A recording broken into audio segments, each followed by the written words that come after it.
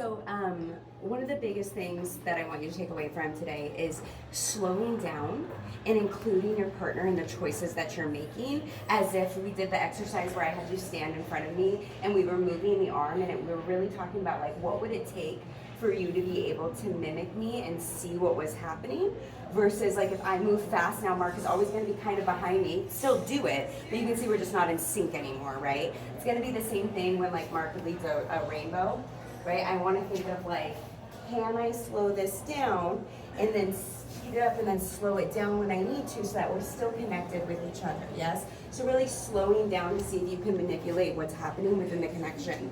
Then from there, we talked about rhythmical blocks when you're dancing with someone, really trying to get them to dance with you. So we took a sugar push. We did 1, 2, 3, 4, 5, 6, 7, and 8. I'm trying to get them to dance that with me. I really want to think of like, the more I dance with someone, the quicker they'll catch on to my rhythms. Do side by side. When we did the side by side, sometimes here you were doing like a body roll and then you were already sending yourself out. Really making sure that if I body roll, if I want to body roll with my partner, I'm gonna do enough to where like me and Mark can then be synced. Yes, so those were some big concepts. Then from there, some smaller concepts were really making sure we sit into connections. So as we do the side by side, right, we're really connecting to this hand, lowering through that right foot, making sure that foot points out, my heel is up, and then I lower myself into that connection. And then everything I do here, I want to think like Mark's hand is a part of my body. I don't want to feel like I'm having him guess where my body's going. So his hand is always a part of my body. When I turn out of this, then from there, same idea, I'm still chasing that connection.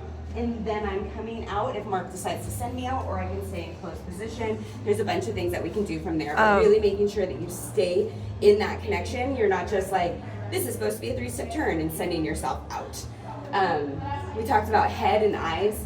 When you have a side-by-side, really looking directly across and making sure that as I groove, I'm staying in there. And then even as Mark leads me out, then from there, then I'm gonna go ahead and find Mark. I'll find Mark. I'll take myself out. Mm-hmm. Yeah. Downward connection. Oh, downward, yes, an underarm pass.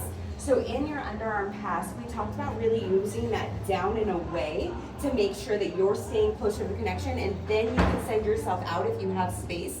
Sometimes we're getting a little long in our arm, right? So I would like a little bit more bend in that arm, and I also would like you to be a little bit more down in the hands. Right, so notice that I'm not like pushing down on Mark. I'm not trying to do compression down. It's still just a down in the hand and then away. So it feels like an arc that goes like this to find my partner. And I want you to practice that really anywhere. If you do a rainbow, I'm gonna get on this side. Do a rainbow again. When this hand is down, it's down. When it comes up, it's up. When it comes down again, I find that down and I work off of that down, and then I find my stretch.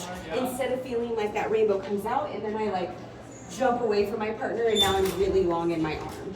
Okay, and then like on the underarm turn, is it looking at the hand, or what was it? The breathing thingy. So on the underarm pass, we also did 1, breathe, 2. As I'm breathing, I'm watching the hand and I'm looking for it.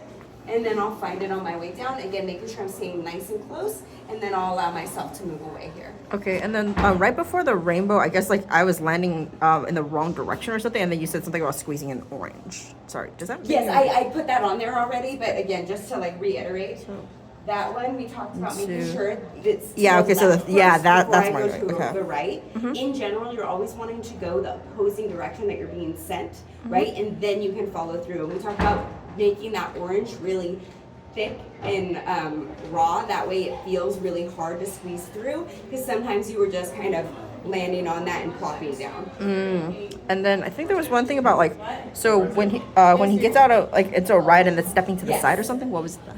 So we're in this side-by-side position. We talked about like if I'm dancing here and we've been here for like 16 counts and nothing's happening, I'm gonna influence and say like, hey, maybe we should go around and do a right here, right? You were doing it with your right. I just sit with my left because I can't really stand on my right now. But you really want to feel like you're like arcing out. Again, if this is my connection, right? I'm thinking that's a part of my body. How can I take it with me?